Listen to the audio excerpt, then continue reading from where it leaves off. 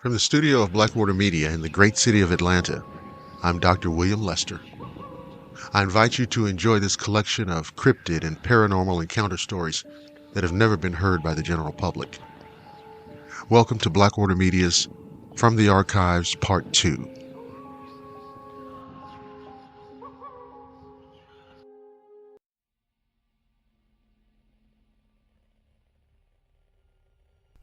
Now, this account is not my own, but was told to me by a Marine doing combat tours in Afghanistan.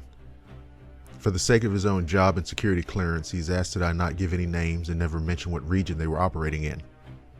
From my understanding, the individuals who were with him during the encounter were from a task force operating under orders for the CIA. Beyond that, I was told next to nothing. I'll refer to him as Sarge, if only to have a name. In any event, here's what he told me. During a patrol checking on some local farmers, Sarge's unit was made aware of a, quote, deadly being living in a cave system near their farms. When pushed for more information, the locals were only willing to say that this being was stealing from their farms and had even killed a few people who had made the mistake of trying to protect their livelihood from it.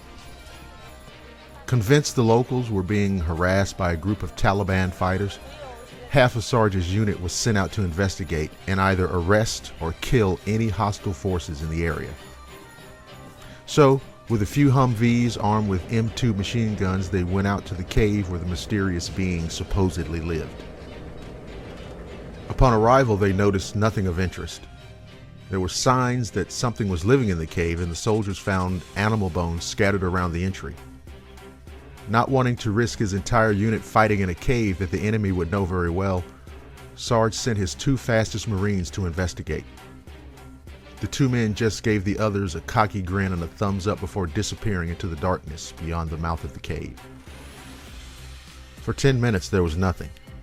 Not a single sound inside or outside the cave other than the idle chatter of bored Marines.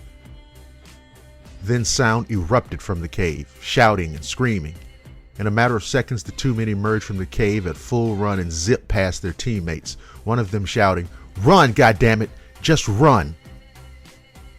But, like the hard-ass Special Forces operators they were, the other soldiers stood their ground, only to see a massive man emerge from the cave.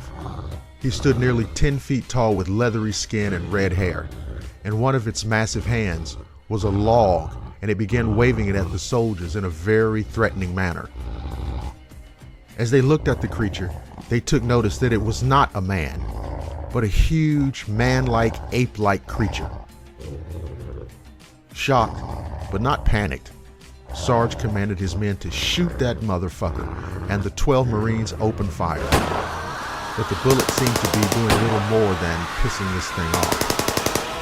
Finally, in desperation, one of them fired a grenade launcher at the being, blowing out a massive chunk of its flesh, exposing a small portion of the ribs and ripping most of the skin and muscle off.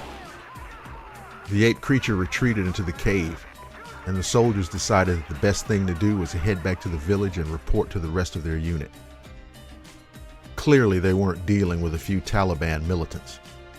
Even with that gaping wound, the creature was too terrifying for the Marines to willingly walk into its territory, so they headed back and reported to their CO.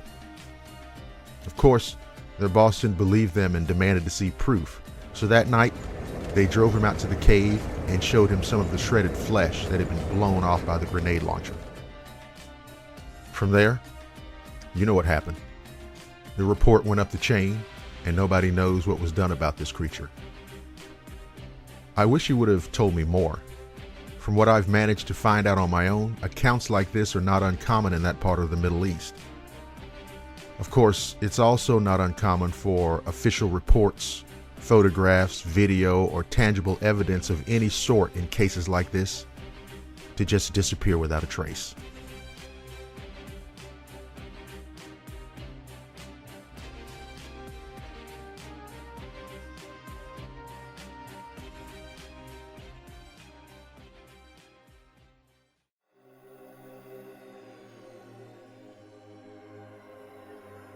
I'd like to start off by saying that this is not my story, but the story of a colleague, my friend who I'll call Josh, who's the son of a priest.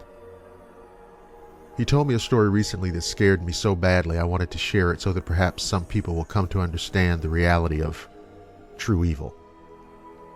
Josh is in his mid-40s currently, but this story takes place when he was 10 years old. He said that one day when he was hanging around with his dad, a man came to visit.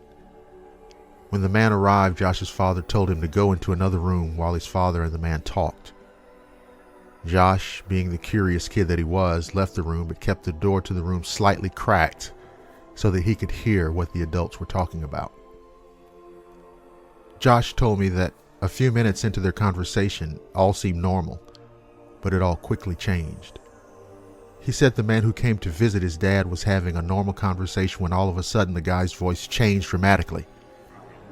Josh said the guy's voice would change while talking to his dad so much that he thought that there were 3 people in the room talking instead of 2.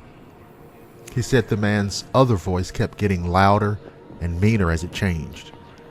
He said the man would be calm, talking normally, and then he would start yelling horrible things. Then he would calm down and speak softer again. At this point, the man would speak in his normal voice, then switch mid-sentence to an angry voice every minute or so. There were strange guttural sounds and unexplained noises as well. He said at some point he heard the man say to his father in a distorted voice, "I'm going to kill you." Josh freaked out, shut the door, ran into his room until the 2 were finished talking. Not long after, the man finally left and Josh went back to talk to his father. He asked his dad what happened with that man, but he told Josh not to worry about it and that he just had to help the man with something. To this day, Josh thinks his father performed some sort of ritual or exorcism to rid this man of a demon of sorts. He said it's the scariest thing he's ever witnessed, hands down. He said after that day, he became a firm believer in the paranormal.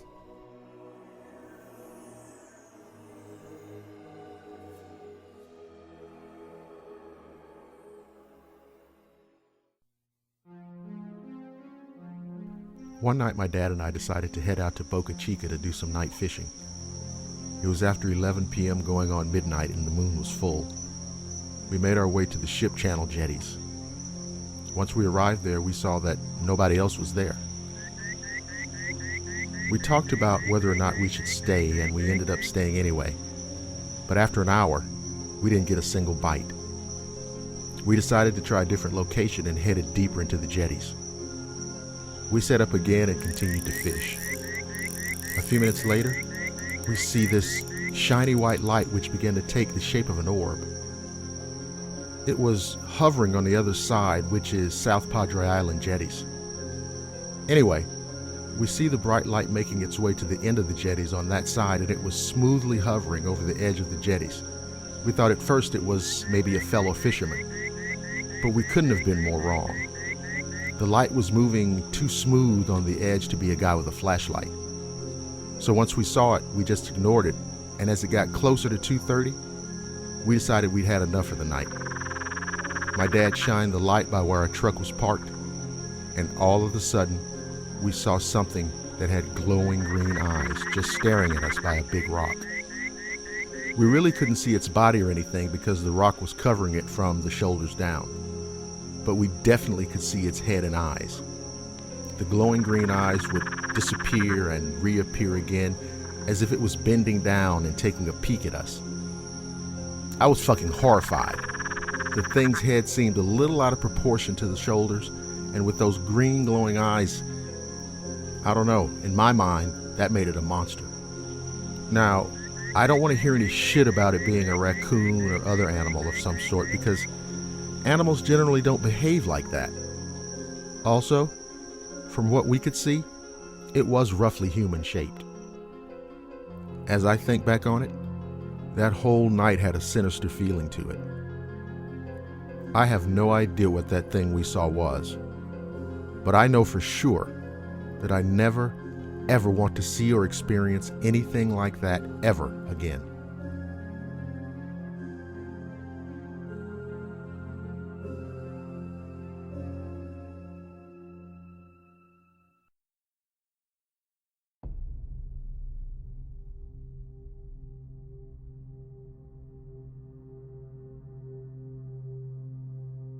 My name is Cliff.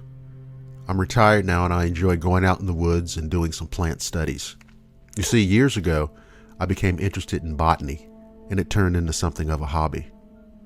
I like to consider myself a man of science, and I tend to look for explanations for every little thing. But what happened to me a few days ago on one of my short trips is something I can't explain. More than that, it scared me in a way that I can hardly convey. If anyone out there can shed some light on this subject, it would at least give me some small degree of peace of mind. I have mentioned this to some friends and even some family members, and none of them believe me. Anyway, on that day I went out earlier than usual. It was 5 a.m. when I grabbed my backpack, consisting of a sandwich, botanical books, a notebook, and a pencil. I like carrying a shotgun as well, even though it gets pretty uncomfortable after a while, but I do bring it with me every time I go out into the woods. My day was pretty productive and I drew a few plants in my notebook, but it was after 8 a.m. that I realized I forgot to bring some water with me. That was a huge mistake. I know of a little source of water, a spring nearby that carries clean, drinkable water. I decided to go there. Once I reached the spring, I was relieved to see the clean water flowing through it. I left my backpack on the ground and bent over to drink some of it out of my hands. I was very thirsty and I drank as much as I could. As I stepped back from the water and reached for my backpack, I heard a strange sound that reminded me of a howl, only it sounded like a creature in pain. I didn't pay much attention to it since you can hear about everything out there in the woods if you concentrate hard enough. So I decided then to head back home. On my way back, I began to think, what if that howl was actually a person crying out for help? What if I ignored the cries of a human being crying out to be heard? That's what made me go back to the spring. I started blaming myself for not having thought about this earlier and thinking about how that person could be dead by now. It could be a hunter or an old person. When I got to the spring, I stayed still nearby trying to hear the sound again. I called out asking to see if anybody was there. I went around the spring in circles looking for this person, hoping to find someone laying on the ground. I was kind of relieved. Maybe after all it was just an animal howling or some tree branch making a funny crackling noise. I called out again, just in case, and got nothing, not a sound, only the water flowing down on the rocks. I became hungry, so I sat down next to the water to eat my sandwich, again kind of relieved that it had all been a false alarm. But it hadn't been a false alarm. I dropped half of my sandwich in the water. The howl happened again, only this time it was more of a human cry. No doubt it was a male human crying out loud, an adult, a very loud cry. It made the hairs on the back of my neck stand on end. I started running towards the sound. "Hold on, I'm coming. Are you okay?" All I could see was the branches of bushes and trees hitting me on the sides of my face and scratching my arms. Then I saw it. It was there, sitting down in the middle of an opening. A human-type figure. Started moving fast, movement that I've never seen in a human, almost like spasms, only faster and shakier. I realized then that it was more of an it than a he. It stood on its hind legs, and I could see that part of the body was hairless, whereas other parts were excessively hairy like an animal. It was silver hair, almost white. The chest was full of it. The head started to take shape. It had two distinctive wolf-like ears and a long snout, long canines showing on the sides up and down like a dog. The eyes were brown or black or very, very dark in either case. It began to growl, and I have to admit that I freaked the hell out. I reached for my shotgun, not to shoot it necessarily, but to scare it away with a shot in the air, when I realized I left the damn gun back at the water spring. I was defenseless and standing next to a creature I'd never seen before. I thought if I started running it would chase me down, so I stood still and quiet, trying not to stare into its eyes so it wouldn't find me challenging, as canines often do. That's when it approached me, close enough to smell it. Its eyes connected with mine, and I wasn't able to gaze away this time. I could feel its pain. That creature was in terrible pain, but also you could feel its anger. I couldn't stand it anymore, and I started screaming. It then left, running on 4 legs. I have to admit, I was scared shitless. What kept running through my mind was, what the fuck am I dealing with here? Then one word entered my thoughts. Werewolf. I just saw a man turning into a goddamn werewolf. Even though the creature had run off, I wasn't taking any chances. I gathered my things as fast as I could, including, of course, my shotgun, and got the hell out of the woods. One thing I can tell you for damn sure, from now on, I'm restricting my study and research to the botanical gardens.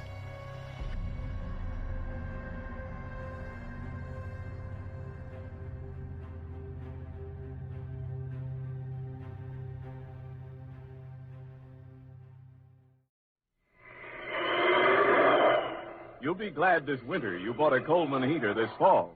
Yes, as you sit back in your easy chair, snug and comfortable, you'll be glad you bought a Coleman heater. You'll enjoy floor-to-ceiling warmth in those rooms you could never heat before. Get your Coleman oil or gas heater now during Coleman's big bonus sale. Here's what you get. First bonus, a new low price. Yes, now you can get a dependable Coleman automatic heater at a new low price. Second bonus, a new low operating cost. Coleman saves you up to 25% on heating bills because Coleman gives you maximum heat from your fuel. Third bonus, a 32-piece set of Libby's Safe Edge glassware worth $14. It's free with your new Coleman heater. Get 3 big bonuses.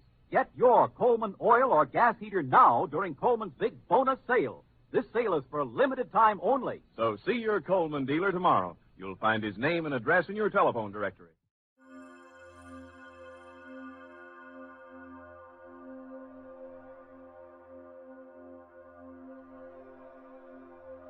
My girlfriend and I had a frightening encounter with a strange creature on November 20th, 2011, outside the town of Troy in Bradford County, Pennsylvania.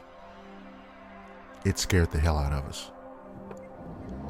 At about 11:05 p.m. that evening, we were driving out Mud Creek Road traveling west towards Highway 14. As we continued down the dark road, our attention was drawn to the left side of the roadway. We then noticed movement. What we saw made us think that a naked man was somehow crawling on the side of the road. I decreased speed and swerved the truck in the middle of the road, and I directed the high beams of the headlights toward the object. I stopped about 30 to 40 feet away. We soon realized that this was not a person, but instead a creature that was crawling very low to the ground. As we watched, the creature moved into a squatting position with its back completely straight, somewhat like the stance of a kangaroo. The arms of the creature were held tightly to its body. What looked like long claws that resembled the talons of an eagle were easily visible. The claws were about 8 to 10 inches in length. One claw was shorter than the other 3. The creature had a very muscular body. The head of the beast appeared to be oversized and shaped like that of a wolf. At the top of its head were 2 pointed bat-like ears that looked to be about 4 to 6 inches long. The entire creature was covered with a dull, wrinkly, dark black skin, and its mouth was full of large canine teeth. The eyes of the creature were about the size of a silver dollar and were shiny black. Even though the high beams were directed at the creature, the eyes did not reflect at all. And you know something strange? The overall impression of the thing, for some reason, made us think that it should have wings, but we didn't see any. In the squatted position, the creature seemed to be about 5 feet tall. At this point, the creature was in the left lane of the road and about 1 to 2 feet onto the pavement. As we watched, the creature began to stretch its body. At this point, the creature started to stand up on its back legs while also falling onto its front feet. In this position, the creature seemed to be about 6 to 7 feet tall. The thing then fell over on all 4 legs. The front claws of the creature were now 2 feet across the center line of the highway, while the back feet remained 1 to 2 feet from the edge of the road. The creature then turned its head to the right and looked towards the car. It looked directly at us with a horrific expression, almost like it was panicked. It seemed to take a deep breath. I had the feeling that the creature didn't realize it was being observed, and when it realized it, it was like caught doing something evil. Once the thing realized it was being watched, it leaned back slightly and then reached forward with its claws. The creature then took one tremendous leap and cleared a 7-foot embankment and moved out of sight into a wooded area. That leap was about 40 feet long. As it was in the process of leaping, it was perfectly straight and held its front claws forward. The legs, as it was leaping, were only slightly larger than broomsticks or about the size of a walking cane and were very, very long. Then, just a second after the creature was gone from sight, something else odd happened. A large bird, possibly an owl, suddenly rushed at the passenger side window, almost hitting the glass, then took off and did not return. It happened so fast we were unsure if it was an owl or not.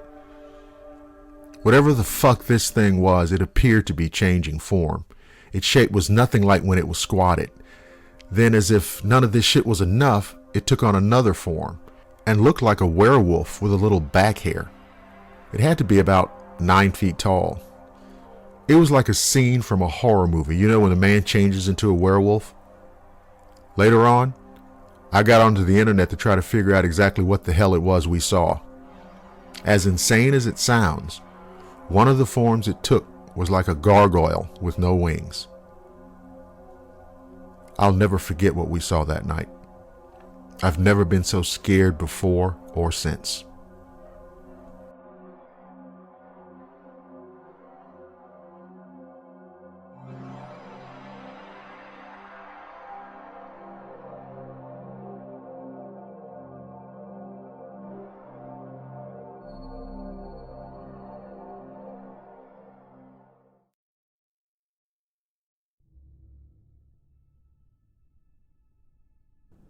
My name is Mike. My story begins back in 2010 in Abbotsford, British Columbia, Canada. My old friend, a guy named Tim, lived in a part of town that has a lot of forest area, and his backyard was a good couple of acres of forest with a few houses surrounded in the distance. Me and him would go and explore the forest all the time because it was quite mystical and just a cool place to wander. Tim and I enjoyed going out in a nearby area that was rather heavily forested. It was so close to Tim's property we could enter it through his backyard. Tim always takes his dog on these jaunts, and we usually only went into the forest in the daytime. This time, we were up late, sipping bourbon and enjoying cigars, and decided between us, why the hell not do a forest walk? It was a clear night and the moonlight shone down to the point that it was casting deep shadows. There's a steep cliff when you first enter the woods. It's only about 10 feet into the forest area. When we were standing at the cliff before the pathway leading down to the rest of the forest, which was the only safe way to walk down, especially at night, I could see a tall white figure, and it was in between two trees, kind of moving around between the trees. I asked my friend if he saw it, and he said yes, he could see it as well. And we stood there silent in fear. And I could feel impending doom, and I had shivers going throughout my body. The best way I can describe it is a feeling you get when someone you care about dies, or maybe even you're about to die. It's that feeling of dread inside your chest, like you're helpless. I remember this feeling from personal experience of almost dying and from close people and pets dying throughout my life. To describe this thing, though, like I said, it seemed tall, maybe 7 feet or so. It was gaunt with pale white skin and only a few strands of freakish hair on its head. It had huge black eyes that gave the impression of just being empty sockets, but you could tell they were eyes. The creature tilted its head slightly to the right, and maybe because of the brightness of the moonlight, I could see its eyes blink as it stared at us. But the thing I noticed the most, the thing I just couldn't stop looking at, were its hands. Its long arms ended in these incredibly huge hands with 5 gigantic sickle-shaped clawed fingers. We both ducked down because we had no clue what it was. It scared the absolute shit out of us, and we were sure that we were in danger. I remember Tim yelling something at it because he could tell his dog was scared. I'm actually pretty positive that the dog was whimpering by this point. The figure began to move between the trees, and as it did so, it let out a terrible scream that vibrated all the way through my body. Like I said, this monster, and to be honest, that's the only thing you could call it. It was literally a monster out of some goddamn horror or science fiction movie. Anyway, it seemed like it was kind of just pacing right to left or doing something weird between the trees. Tim and I looked at each other and we both knew it was time to get the fuck out of there. The creature threw out one more furious scream as Tim and I started tearing ass toward the path heading back to his house. Looking back on it all now, it was just kind of odd because the figure didn't catch my attention right away. My eyes just kind of adjusted to the dark when I noticed the figure and focused on it in the distance, and I couldn't believe and wasn't sure what I was looking at. I also find it strange that I didn't even have to point out to Tim where the figure was. It was like he automatically saw it at the same time I saw it, like it wanted to be seen. It's been almost 10 years since this incident, and I can tell you this. Number one, I will never, ever go into the woods at night again. Number two, seeing and hearing a creature like we saw is only half as horrifying as having to live with the absolute knowledge that we share this world with monsters.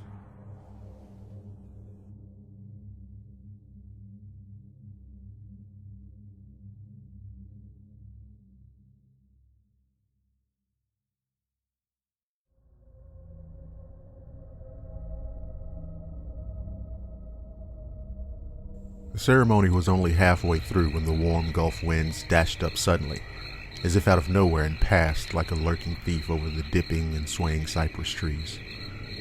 The stars were shining brightly, turning the darkness into tingling crystal. The angle shadows were pure and well-defined. The swamp was literally crawling with life under the staring cloak of the night, and the cattails whipped and whistled in the wind with burning cheer. Beneath them, the bullfrogs sang in a horrible harmony that decorated the night with grim demeanor and despair. The night was itself. Deeper into the swamp, the owls screamed and then swept down from their perches in search of prey, the fluid wavering of their wings barely kissing with sound. A giant alligator, chamberlain of the marsh, maneuvered its greenish-black form, which challenged 18 feet toward the shore, where a white-tailed doe had come for what was to be her last midnight drink. The forest floor moved, slithered, leapt, and crept dangerously underneath the shadowy dome. Here a man could easily lose himself because this place was secret and its nature was sinister. Things were born here, dark things that moved across the misty nightmares of little boys and made them want to sleep with the lights on. Some, who of a more superstitious nature, would call these things monsters. The civilized world knew nothing of this awful place. The man in denim sat down quietly, resting his tired back by leaning against a large tree. A sudden wind gave him a chill, and he cupped his hands to his mouth and blew into them. His deep black eyes shimmered, and the stiff breeze forced tears from them. He was practically exhausted after his long trek, and at that particular point in time, did not really know nor want to know what to expect next. Outwardly he was calm, but there was an inner force slowly vibrating upward to the surface of his being. He could not shake the premonition.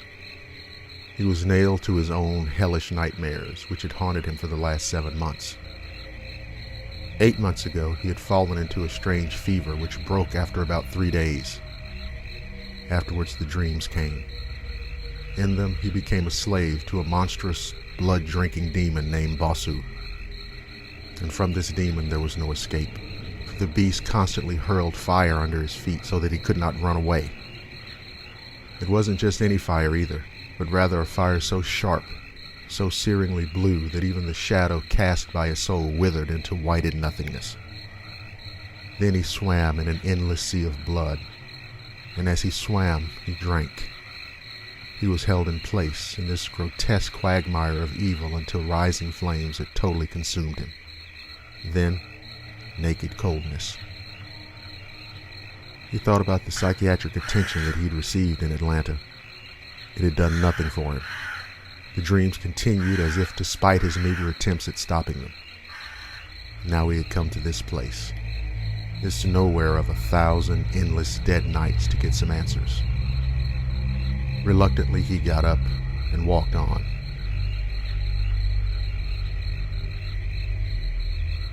Even in the dark, he knew that the dilapidated shack that he had been directed to was abandoned. The man in denim looked around, silently confused, until he looked down the hill between the wavering bald cypress trees dressed lightly in Spanish moss and caught the moon dancing on the surface of the black water.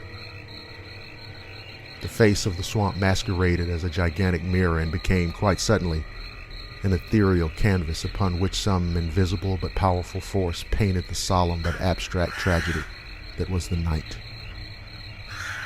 He moved downward out of the hummock, somewhat clumsily at first, but smoothed out his steps as he adjusted to the pull of gravity. After he had gone about 40 yards, the large dock came into his field of vision. What he noticed first was not the orange flames that danced from the mouth of large oil barrels, nor the circle of thick red candles arranged and burning in a circle around it. No. What he noticed first was the feeling of dread that emanated from the entire scene. Then the woman came into view, the priestess. She was composed of deadly beauty that was thick with malice, and her sensual grace clung to her like a dagger struck to the hilt in a dead man's spine. The simple white dress that she wore traced the tempting outline of her perfect form, and she began to walk back and forth slowly, chanting as she went. The man in denim understood none of this. He walked out onto the dock. Carefully, and with agonizing slowness, the priestess walked across the entire length of the dock where the man in denim was standing. The half-rotted boards creaked as if they were in pain under the weight of her tan feet. She moved over to the edge of the dock and reached down into the water.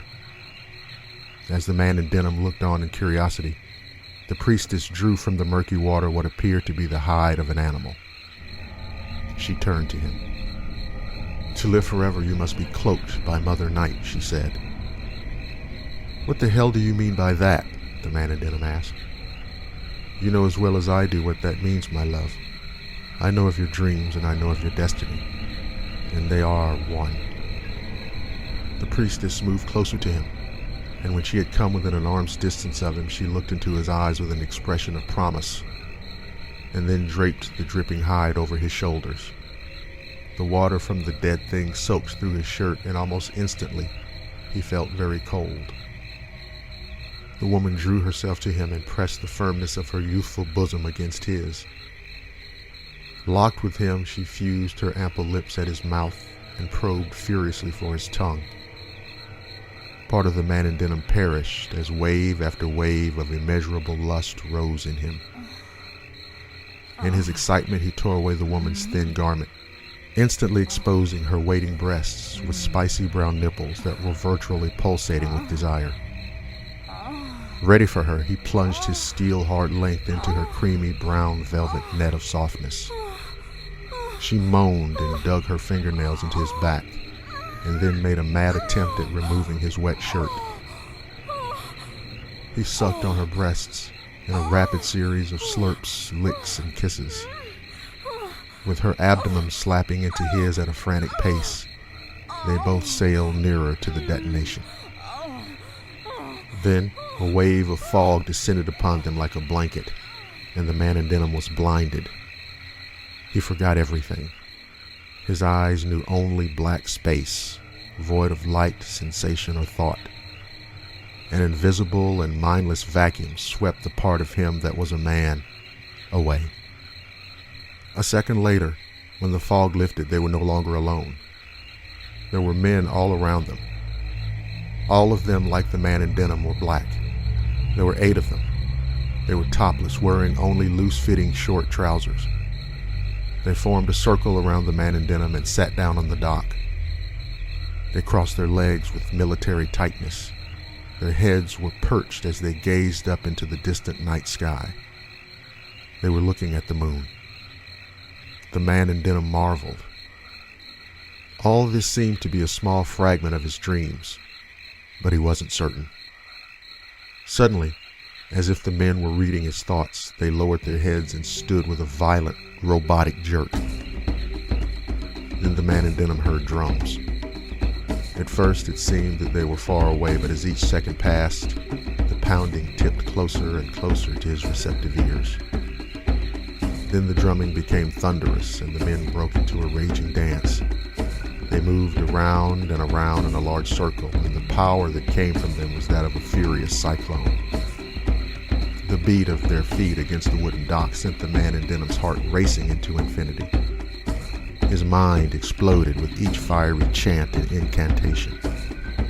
He became dizzy, and he began to mindlessly sway with the waterfall rush of the massive rhythms and drowning tones of the dark sabbatical cries from these mad disciples of the serpent. Around them the night was growing cooler, like a fading heartbeat which leads inevitably into a silent and lonely death. Then the drums began to fade. The pounding gradually slipped further and further away until at last the sounds were less than a memory. The man in denim again noticed the priestess. He felt her x-ray every fiber of his being. Then she gazed at the moon, the full moon, and then back at him. He somehow summoned the strength to look back at her and notice with a delayed but awakening horror that her eyes were the moon. Those eyes, which had once been swirling pools of inviting nectar, had in an instant become something unspeakable. Her eyes were his horror, his nightmare. Then he noticed something else. To his wrenching terror, the men were all sitting and mutating right before his stunned eyes. He watched on in disgust as their brown skin was ripped grotesquely away from their bodies, only to be replaced by a horrid tidal wave of coarse black hairs that pierced every layer of their flesh. The men woke up the night as they twisted painfully, their forms slowly metamorphosizing into demonic agents of torture. Their yellow, predatory eyes flashed with amazing awareness. Their faces were distorting and elongating into howling masks that held dagger-like fangs that were dripping with murderous venom. The man in denim, drunk with apocalyptic fear, began to feel himself and everything slip away. The beasts were about at this hour. His fate was sealed. The curse was complete. The swamp grew deathly quiet as the man in denim drug his weary body over to the embankment. Then, beyond all that had passed before his eyes, he found true terror. Within him, there was madness, and he was its marionette. He began digging furiously into the black mud, snatching and pulling away rancid hunks of earth, until at last he had burrowed his entire body into the miserable stench itself. And there he found sleep. The next day was October 1st. The night seemed, at least on the surface, to be composed of dark ice and invisible iron. The blackness blew its potent breath with just enough force to coax the changing leaves from their branches. Overhead, the moon had attained a dripping yellow fullness that cautiously lit the marsh that the Timucua Indians called Night Mother. The thing, creature, whatever it was, raised its head up slowly toward the sky. Tonight it would feed. It had failed to find prey the night before, but that had been the first night of the new cycle, and the hunger had not been so feverishly hot as it is now. The disastrous and incurable lust for that sweet crimson wine swirled through the beast's boiling demonic mind. Its black pelt flashed in the moonlight as its powerful legs sprung its monstrous form forward. A scent was in the sharp autumn air, a scent that made the demon's hunger liken unto a buckling floodgate. A force beyond the thing's reasoning pulled it through the night, summoning it with murderously evil commands as it dashed over marsh weeds and behind the already naked trees. The scent was stronger. It called. It begged and pleaded to have its source completely dissolved into nothingness. The thing now moved through the night with the agility of some dark mercenary that had been somehow superimposed onto reality from some hell-driven dimension. It darted left with the wind to the very spot where its eventual prey had been only moments before. The scent was now at its strongest, and the beast's long strides led it out of the wood and onto deserted Hemmingford Road. It looked right and saw its prize. The beast sensed in its perverted mind the warmth and energy of Ken Sayre's pulsating heart. It began salivating madly. Sayre, owner of the Starlight, the only motel in Bremen, Georgia, was there changing a tire that had encountered about 10 rusty nails probably 10 or 12 miles back when he turned off Old Highway 32. Shit, he thought to himself. Goddamn road crews.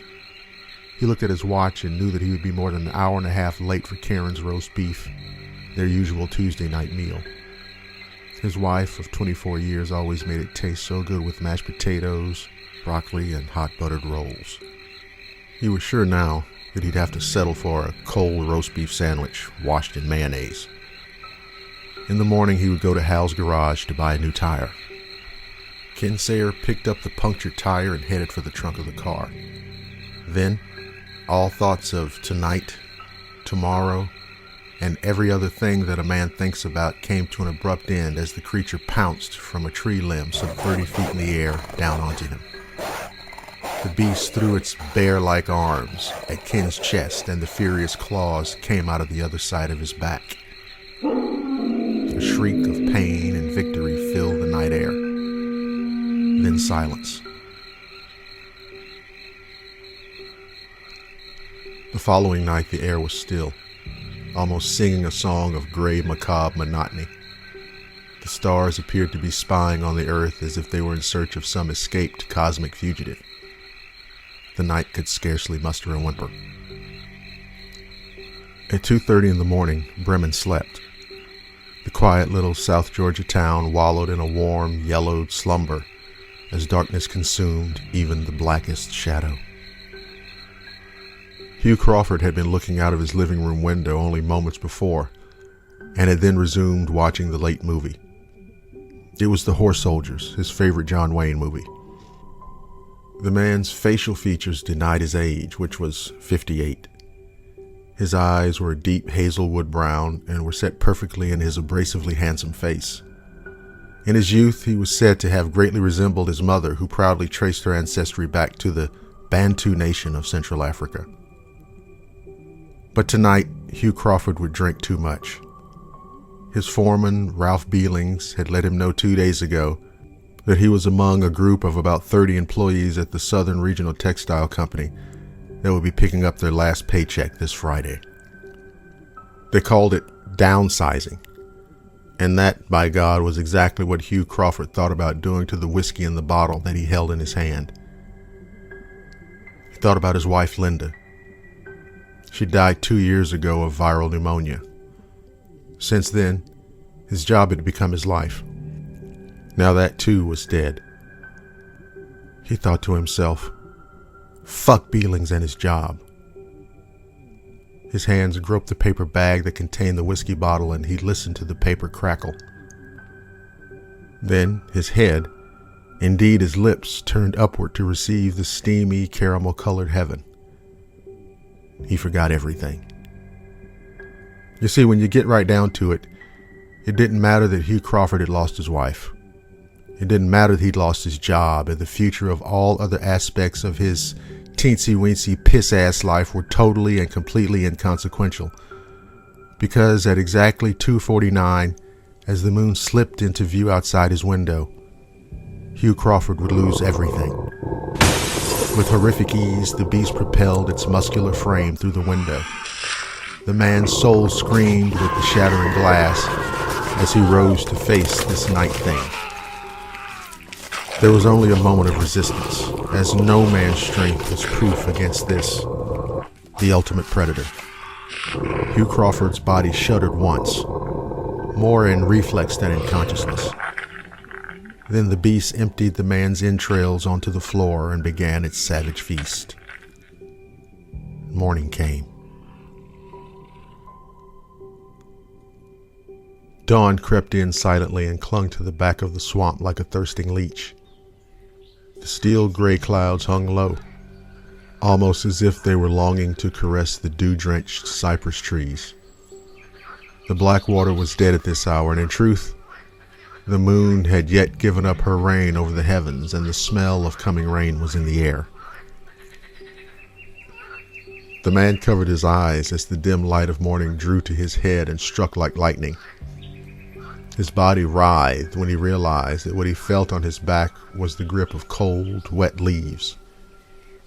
He was lying down, sprawled out on the ground, totally naked. The earth beneath him was quite damp, and the man gave off a shudder as he allowed a wave of morning chill to wash over his body like a cascading snowfall. The man tried to stand, and in doing so nearly jumped 6 feet off the ground. He suddenly felt remarkably invigorated, as if he'd just had the best night's sleep of his life.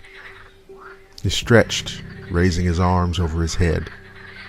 He knew at least for now he would be safe. This was his haven from humanity, a group he was coming to believe he no longer belonged to.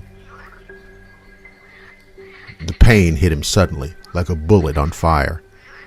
He groped at his stomach, and it began to churn and buzz like a nest of 1,000,000 furious hornets. His head became a dervish of joking insanity, and now he knew that the release was inevitable. He felt the initial surge, and in a strain of gruesome muscular tension fought it back down. Then it came, and it came, and it came. Upward from his reeking, infected bowels shot a jet-propelled geyser of rocketing, stench-plagued human body parts, organs, limbs, and more. The next thing he knew was blood-boiling pain that bombarded all facets of his being and then left him to wander through blackness. When he woke up, night ruled. He looked around, and there on the ground beside him lay the results of his earlier illness. He stood there and kept his eyes locked on the mass of gore which seemed to be somehow staring right back at him. The horror of this vision, coupled with the nightmare realization of what he had become, made him weep. He stood alone that night, cold and naked, head in hands, crying for the lives that he had so unmercifully taken, and too for his own life, which as a werewolf would probably never end. The man in denim was hungry. He was on the outer edge of the marsh and was trying to reach the highway. He knew that once there, it wouldn't be long before he could find a place to have a meal. The man in denim had nearly made it to the highway when he came across the naked man in the woods crying. The naked man turned and faced him. "It's very dangerous here. If I were you, I'd leave this place quickly." The man in denim smiled, almost compassionately, and said, "But you aren't me, and I'm in no danger, I assure you." "But you are.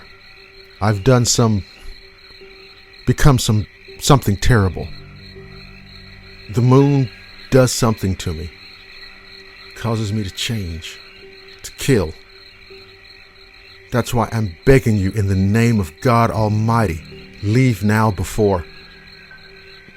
The naked man didn't finish his sentence, or more correctly, he could not finish it. The man in denim was upon him, eyes red with unholy fury, jaws gaping wide with 2 gleaming white fangs which dug into the naked man's throat, shredding flesh and bone alike. The naked man had time for one scream only, for his head was savagely rent from his cursed body, and the vampire fed.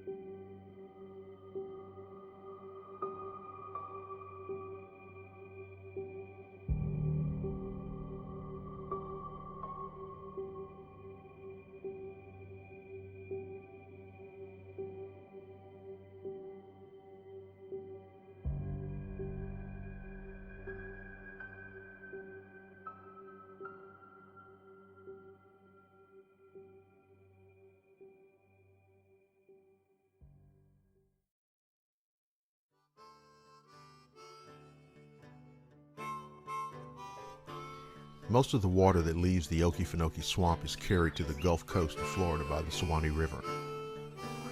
The St. Mary's River, which flows to the Atlantic, drains the remainder of the swamp and is also the southernmost point of the state of Georgia.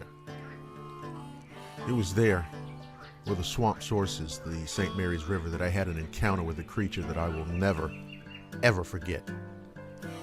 I was there, as usual, on a combined camping-fishing weekend. Now, by camping, I don't want to give anybody the impression that I'm some kind of big-time Daniel Boone type outdoorsman. I enjoy the outdoors and I love fishing. I love enjoying a cigar and sipping whiskey by a campfire. On that particular day, I'd gotten to the location just as the sun was coming up. I got my cooler out of the truck, got a fire lit. Although I always brought a gas stove along, I tended to prefer having an old school fire going. Once I got the coffee brewing, I cast a couple of lines out hoping to bring in some redbreast sunfish and bluegill. I was using a pretty lightweight, open-face reel setup with only 10-pound test line. I thought it made this type of fishing more exciting and a bigger challenge. I poured myself a cup of coffee while trying to keep an eye on the bobbers. As I took my first sip of coffee, I could hear a disturbance off in the distance. I couldn't tell what it was at first, but I could tell that whatever was causing it was getting closer and closer. Finally, I was able to lock in on it. I could see the brush off to my left at about 100 yards being thrashed by fast, violent motion. I began to hear loud grunting and squawking like I'd never heard in my life. Whatever this was starting to break out from the thicket and enter a small clearing near a few small isolated pockets of swamp water. When I saw what came barreling out of that brush, the only thing I could think was, holy shit. What I saw was a huge wild hog steamrolling like a freight train and screaming bloody murder.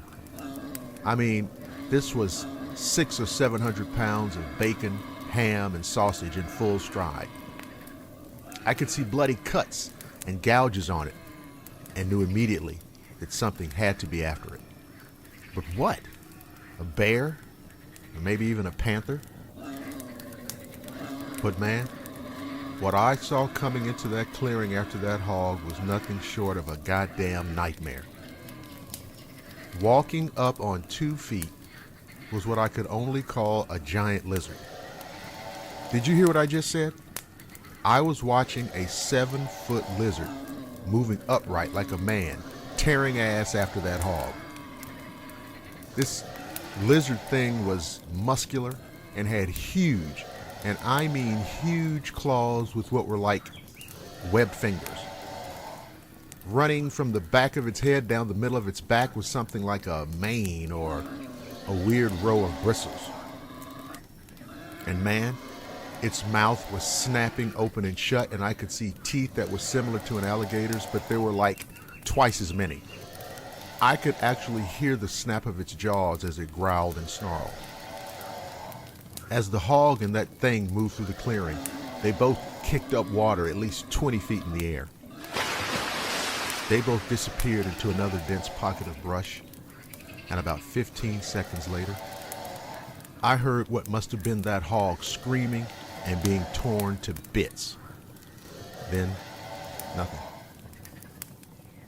Man, I kicked out that fire, brought in my lines, packed up the stove, the cooler, and tossed it all into the truck and tore out of there like Steve McQueen in Bullet. Now, like I said, I love camping and fishing. But after what I saw that day, I'm sticking to local fishing ponds and campgrounds. And if you think of yourself as some kind of outdoorsman or whatever, let me give you one piece of advice. Stay out of the swamps.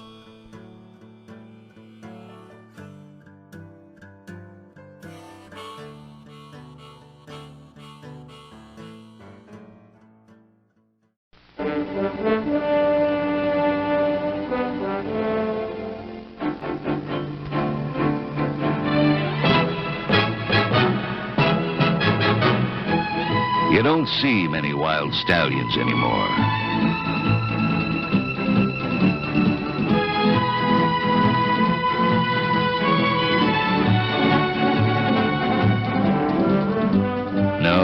don't see many wild stallions anymore. And even if he did run off 3 of your best mares, he's one of the last of a wild and very singular breed.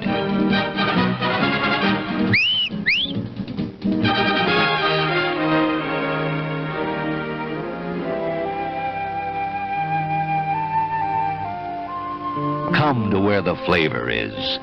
Come to Marlboro country.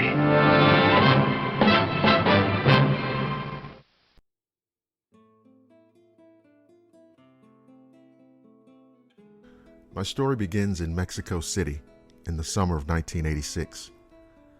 I was visiting my cousin Pedro, who lived in a small house, almost a shack. It was a very poor section of town.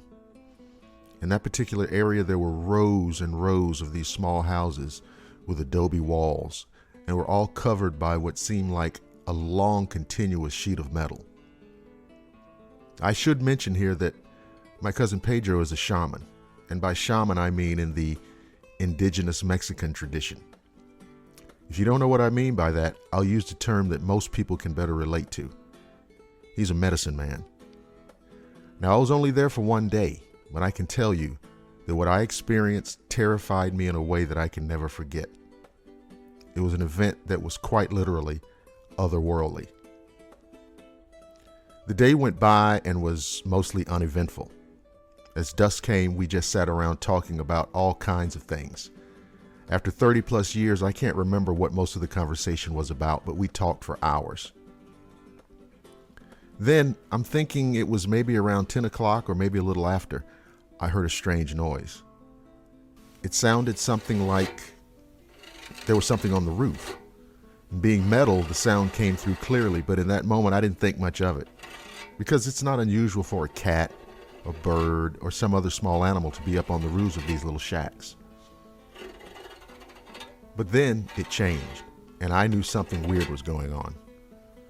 What I heard was one long scraping sound, as if something with a gigantic claw scratched from one end of the roof to the other.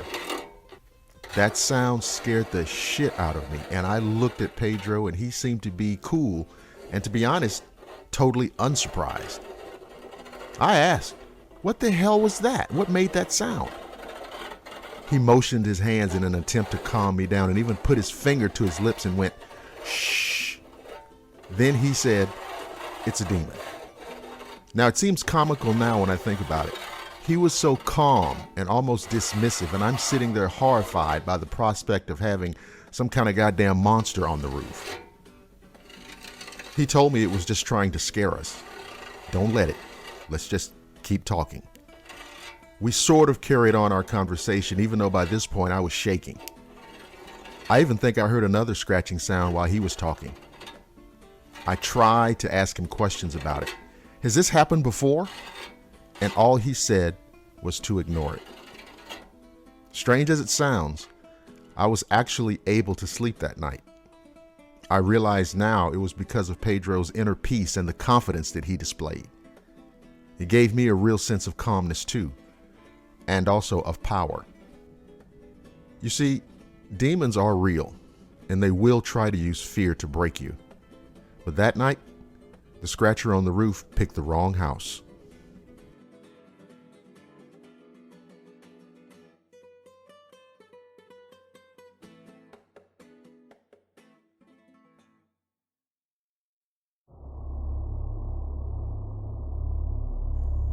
The road that leads to hopelessness and despair is a very desolate, dark, cold, and lonely journey. It's ultimately a path to nowhere and nothing. It was a road that I embarked upon unwittingly on the day that I lost my job. It was a shock at first, but then you realize that there's always somebody coming up behind you, younger, eager, and willing to work for a fraction of what they're paying you. I tightened up my resume and started making the rounds. Initially, was sending out 4 or 5 a day. I became pretty proficient at customizing my cover letter for each job opening. Well, that 4 or 5 a day quickly turned into 10, 15, and even 20.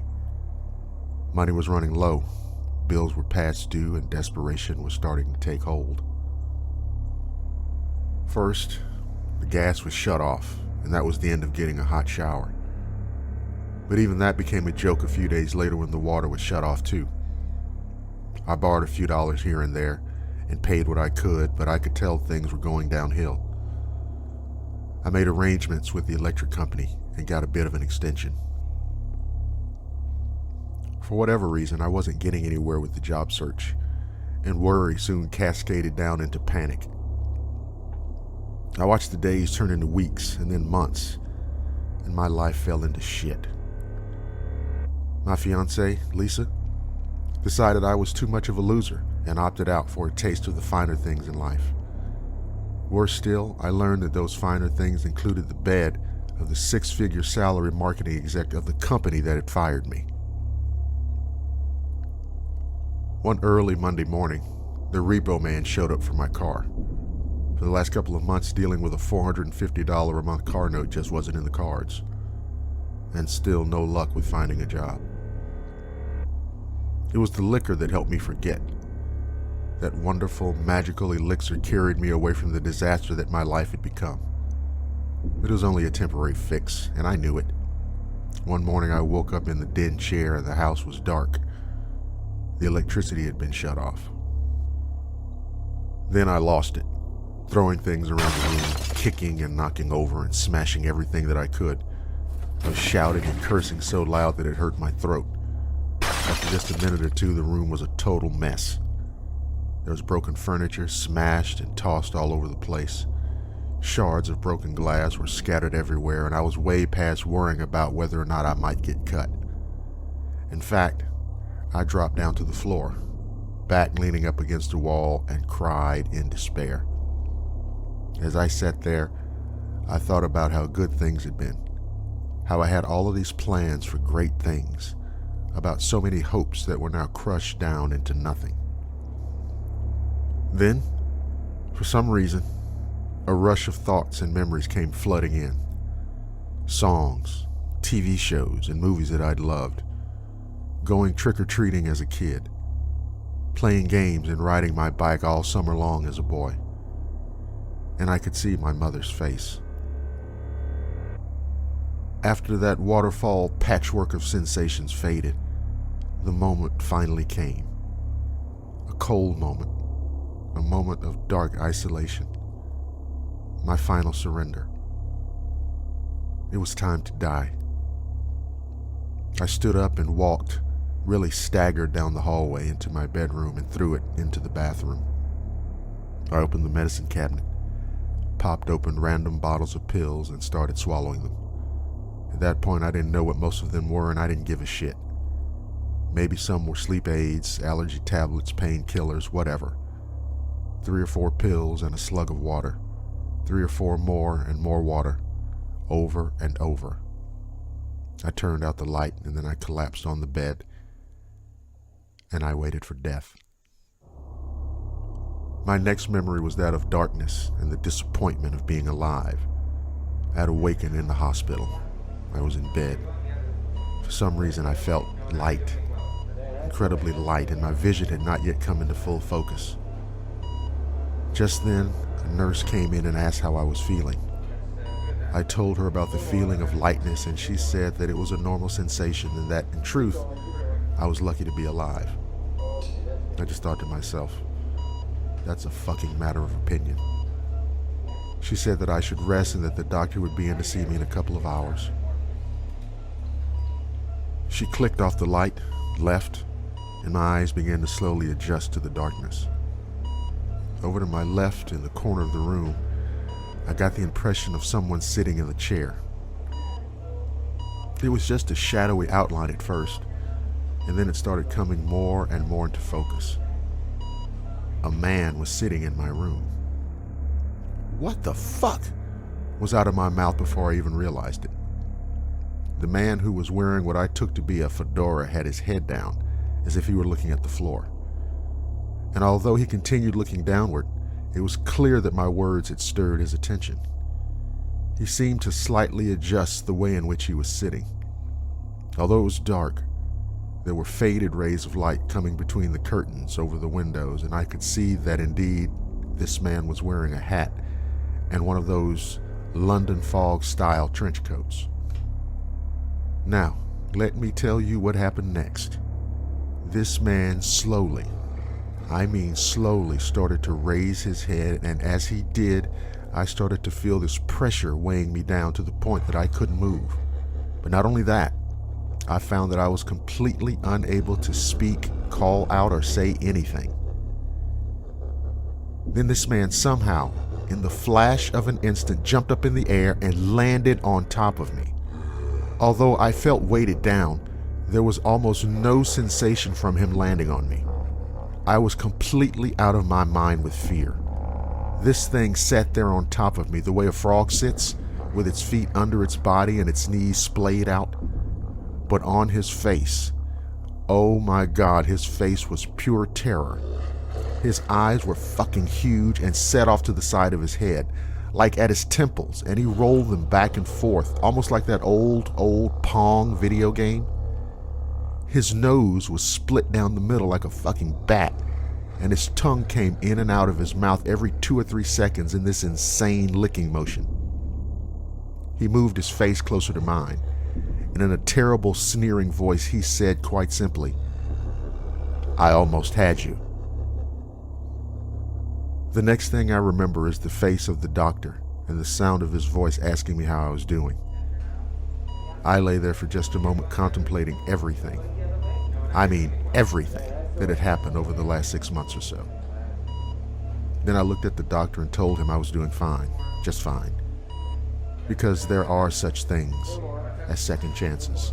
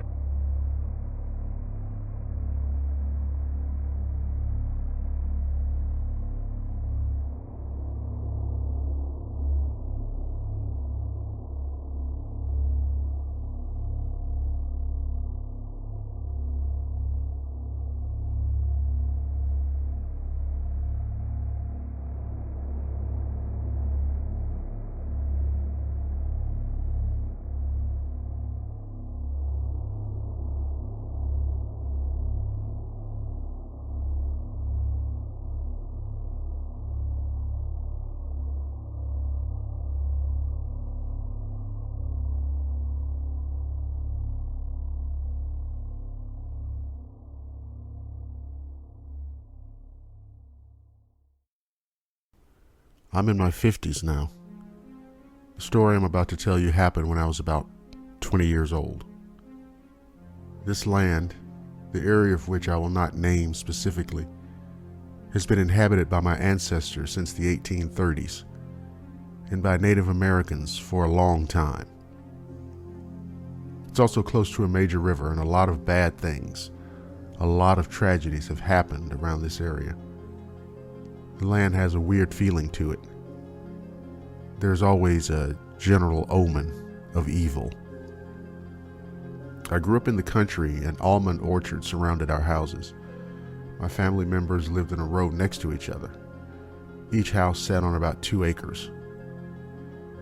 They grew many different kinds of fruit, and when this experience happened, it was close to harvesting time. One night, my cousin and his friends and I were sitting out on a patio that was facing a dense area of almond trees. I should mention that everyone in this little group was about the same age, no one under 18, nobody over 25. So we're hanging out back, and we hear a commotion out in the orchards. And it didn't sound like coyotes or anything familiar. We decided to check it out. That's right. When you're that young, there's a tendency to be brash, bold, and sometimes blind, deaf, and dumb to the dangers of the unknown. One thing I remember really well was how bright it was outside from the full moon. Everything was illuminated and easy to see. So we went down these main aisles you can walk in the orchards, like little dirt streets to get from one place to another easily. We went about 3 orchards in and didn't find anything on our way, so we decided to head back. Right then, I got this really awful bad feeling. It was like this sense of dread crept into my bones. Everybody had been put on edge by the weird sounds. I look to my right, and I see this thing 200 to 250 feet away from me, about 8 to 9 feet tall, super elongated arms and legs, and skinny. Its skin reminded me of the texture and color of a dolphin. It was walking parallel to us between the trees in the orchard, and you can imagine that this scared the shit out of me. I could see its face, and it didn't even seem to look toward us. It was just walking at its own gait, and I remember thinking, if it wasn't so bright out here, there's no way in hell I would even believe this. I didn't say anything to my cousin or his friends, because they have an affinity for finding trouble and looking for it, especially with paranormal things. And silence, for me, just felt like the right thing to do. Even though I wanted so bad to run home or to scream, I said nothing and remained calm, but I felt like a cat cornered by a dog. I felt like if I'd alerted everyone of this thing, there would have been a lot of commotion, out of surprise, fear, excitement. Then the thing would have noticed us and maybe come after us. Not a chance worth taking. I looked at it again once and kept moving with the group. We made it home fine, and over the years, I've never ventured into those orchards after dark. I don't know what the hell to call it, an alien? A monster? More like a humanoid, I guess. Either way, I don't ever want to encounter something like that again.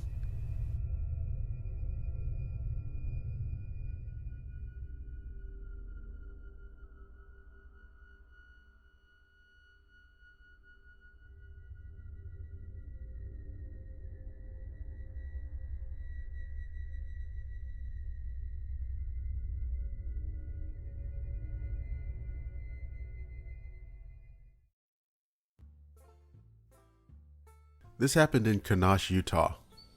My two brothers and I were hunting, and we had our younger horse with us and our dog. We were just hunting small game, basically wasting time, hunting squirrels, and getting the colt used to hunting so we could use him in the future when we needed a pack horse. We'd been walking off the trail for at least 2 miles, maybe 3. It was quite light outside still, but getting close to sunset. We were hiking uphill and our dog suddenly began acting very squirrely. His hair stood up along his back, shoulders, and neck. He began huffing, snorting, and getting very anxious. He was growling and woofing, but repeatedly looking in several directions. At the same time, the colt began acting very spooky. His eyes widened, head thrown up high, nostrils flared, and he began to dance around nervously. He was letting out snorts and breathing loud and heavily. Shortly after the animals began acting up, we came up over a part of the hill where it flattened out for a couple of 100 yards before it curved up steeply again. As we came up over the hill, there were trees 30 to 40 yards ahead, and I did a double take. There was a huge, black, hairy creature with bright yellow eyes standing slightly behind a tree, but peering out at us, as if it was making a very poor and careless effort to conceal itself. It was fucking massive. Its thighs were the size of tree trunks, and its chest was easily 4 feet wide, if not larger. One arm was hanging loose at his side, and one was holding onto the tree next to it. The creature was swaying back and forth. It stared at us for only a few seconds, and we stared back. And then we heard a very low chest-shaking rumble, like the sound an elephant makes. As it made that sound, it turned and sprinted up the hill ahead of us and into the line of trees that covered the rest of the mountain ahead as far as we could see. As soon as it began running, our barking dog bolted and disappeared into the trees after it, as we yelled for the stupid mutt to come back. We could hear the dog barking further and further away, and then silence for several seconds. Suddenly, we heard a very faint yelp off in the distance, and the yelping continued and slowly got louder and louder until we saw the dog emerge from the tree line and come barreling back to us. The dog had many small cuts, It was very dirty and scared shitless, but was otherwise in one piece. We busted our asses back down the mountain. After walking for what seemed like forever, we found an old empty cabin that was actually in very good shape. We went inside and unlocked the garage door and let the spooked cult through it. Then locked that door and covered the little window at the top of the door with some newspaper and masking tape. We went inside the little cabin and made sure every window and door was locked. All night long, we could hear something circling that cabin. Branches and sticks snapping, loud rustling, hisses, etc. We didn't leave that cabin until daylight, and we practically ran our asses back to the truck. Now, 3 side notes. The creature ran so goddamn fast and with such ease, I bet our horse would even have trouble outrunning that thing. Next, I haven't gone hunting since. And finally, I still fear going outside at night, even in pretty densely populated areas.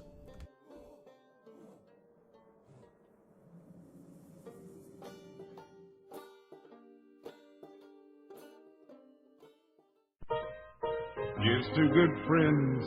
Tonight is kind of special. The beer will pour. Must say something more somehow. So tonight, let it be low and brown. Let it be low and brown. It's been so long. Hey, I'm glad to see you. Raise your glass.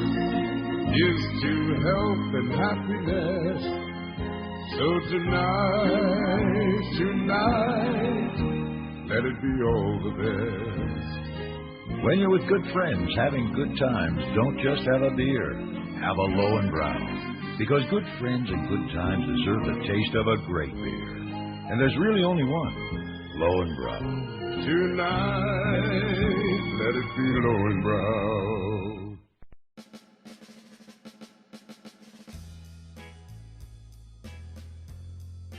You're listening to the Blackwater Media Radio Network, the finest in digital audio entertainment. This is Blackwater Media coming to you from the great city of Atlanta.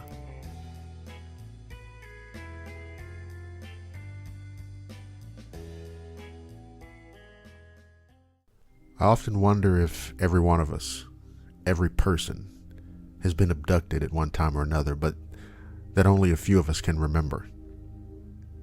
I had an odd experience as a child, and while I cannot say I was ever abducted, I can say that I had an encounter with something that was completely and totally alien. When I was 4 years old, we lived in a small wartown home in Hamilton, Ontario, on what we call the mountain, but it's really an escarpment. We had the windows open in the house as air conditioners were not common in 1968. It was very hot that night. I shared a room with my brother and sister. I woke up during the night and looked out the window into the backyard, and in front of a bush about 8 feet away was a small, thin creature with shiny black skin. It was about the size of a small girl, but at the same time it looked like an insect. It was crouched on its legs and was leaning forward with one hand on the ground and was looking dead at me. It had what looked like thin antennas, or like needles sticking out from each side of its head and one on top. That's all I remember. And when I told my mom, she said it was just a dream. We moved to Caledonia to a large house in 1972. I now slept in my own room on the second floor. My dad and I did a project where we made a crystal radio. Some people might remember this kit from Radio Shack. I woke up one night in the summer with the windows open and I looked down into the backyard. I saw the antenna from our radio stretched across the yard, but below that, there it was again, that insect-like creature on the edge of the grass, crouched down next to the patio under my window. Again, my mother said it was just a dream. A few years later, we moved again, so my dad did not have to go far for work to Stony Creek, Ontario. I was now about 15 years old, and I got up in the night and looked out my window and saw the same thing again, crouched on the edge of the sidewalk and on the grass in front of the house. This time I went outside to look, and it was still there. I walked to the sidewalk, and it didn't move. It just looked at me. It was all black with large black eyes. I then remember waking up and don't remember going back inside. I felt the strangest sensations I've ever felt in my life. Over the years, I've come to understand that these weren't dreams. They were real encounters. There was an article I read somewhere about a UFO crashing in either Mexico or South America, and the sketches the people made looked like the creature I saw without the antenna, and the picture showed red eyes, not black. The red eyes may have just been to jazz up the story, but it makes me think. It makes me think, and it also frightens me about what's out there and about what's going on.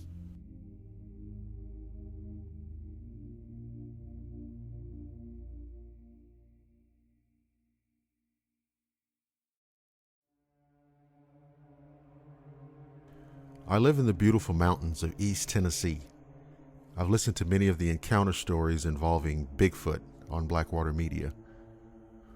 When I heard how Dr. Lester handles the accounts and stories of people's sightings of these creatures, I decided to reach out to him and share what happened to me. I'd recently bought a small cabin. It has no neighbors, no electricity, no phone service, no internet. There's nothing available there. It's since had power installed from solar panels.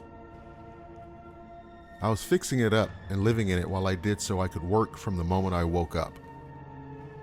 It borders a state-owned wildlife management area on one side, and the other border is a state park. This is just a small pocket of private land heaven tucked in the center of thousands of acres of East Tennessee mountain forests. I have a river that runs through my property, so I see lots of wildlife. Now on to that night.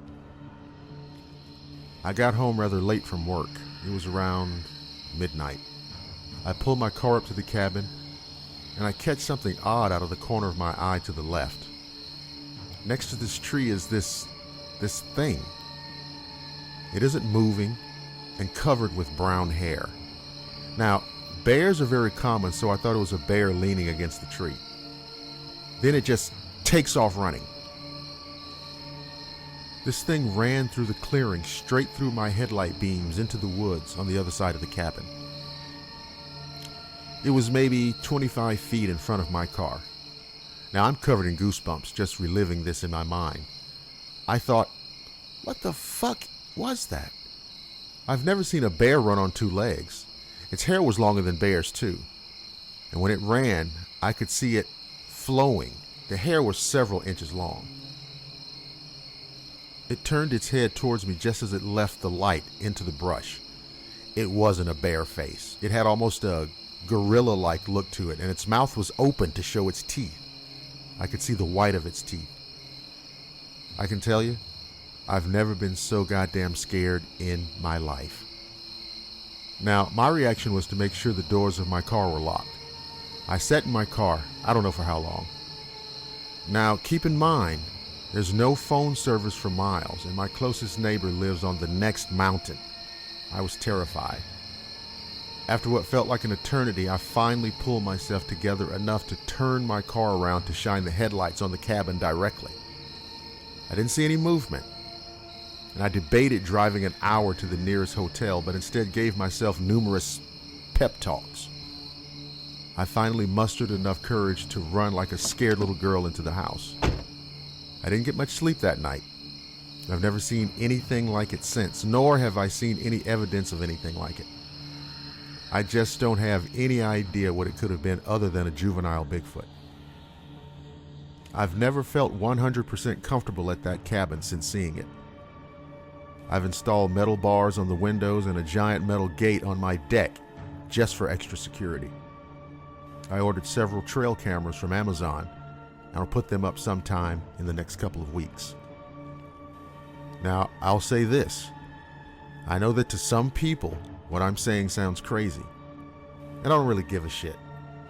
It's exactly what happened, and no skeptic or naysayer can play down or change the reality of what I saw that night. Sometimes what people want to be true and what's actually true are not the same. I guess a lot of people would feel better without knowing for sure that there are creatures like Bigfoot roaming the forests. And maybe I would too. But I no longer have that luxury. Bottom line, they're real.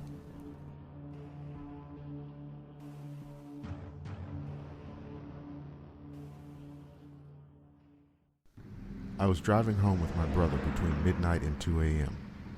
I had just gotten onto the highway, and in the middle divider of the road, my headlight suddenly revealed what seemed to be a giant man, at least 8 to 9 feet tall, and his skin was all charcoal gray.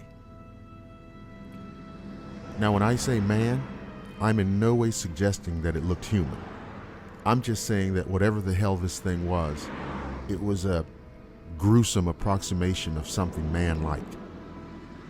As you can imagine, the image of this, whatever it was, scared the living, breathing shit out of us. Almost in perfect unison, my brother and I yelled out, "What the fuck?" The being didn't seem to have much width. I couldn't see his body because it looked like he was wearing something like a large black covering or cloak of some kind. But I'd imagine he would have been around 200, 250 pounds from how his head looked. He also had red glowing eyes which seemed like they glowed on their own and weren't just reflecting my headlights, since I would have seen them once my lights were no longer shining on him. Now, I was driving at least 50 or 60 miles per hour, so this whole thing lasted 5 or 6 seconds. It almost looked like he was shocked to see us and was shuffling back into the bushes, but he was almost as tall as them. The way he walked creeped us out the most. He was sidestepping, but they were fast, really short steps like you might walk if there was something wrong with your legs or feet. The movement and motion seemed surreal and unnatural. This happened in Oakland, California in August of 2017. In terms of exactly what it was my brother and I saw that night, all I can tell you is it's just about the last thing in the world you want to see along a stretch of dark highway in the middle of the night.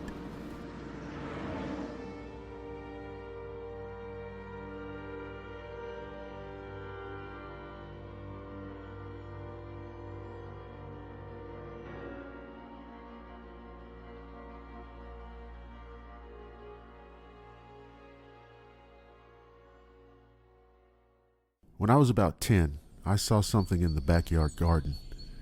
It was at least 8 or 9 feet tall because our tomato plants were waist high and they were 6 feet tall. I was the only one who saw it. I was playing in the backyard and the garden was fenced off behind it. My backyard was sort of like a big rectangle with a line through the middle. Anyway, I was on one side of the fence and I was doing something, but I can't remember what. And I looked into the garden over the fence. It was only a small chain link fence, so I didn't have much of a problem. When I saw it, I froze. It was very tall, but it wasn't really big. It was super skinny. Its bones were jutting out and its skin was pulled tight. It had paper white skin, but it looked a little blue even in the summer sun. It had blue veins running all over its body. I could see even from where I was, but they didn't look like they were swollen out. Its legs were bent the wrong way, but it was standing on them fine. It had huge hands. The palms looked like the size of a normal person, but the fingers were long as hell and bony, with big claws on each of its fingers. I remember the head. It had no ears, just holes in the side of its head. It looked like they were cut off. And its face, oh my God. Its face looked like it had a snout. It didn't have any parts, at least from what I could see. But it didn't notice me yet.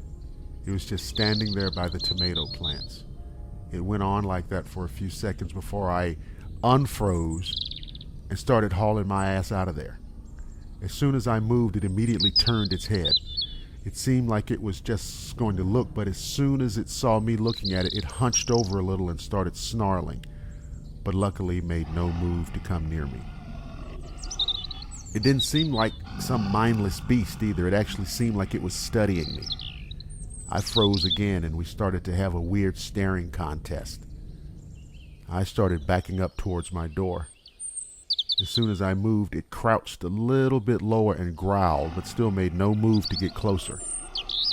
As soon as I got back to the door, I ran in, slammed it, and looked out the back window. And the damn thing was gone. I went back out the next day and went over to where it was standing. It wasn't there, so I went to go back inside. I was weaving through the tomato plants when I walked into a spider web. Funnily enough, I freaked out more about the spider on me. It was a garden spider about the size of a quarter at most.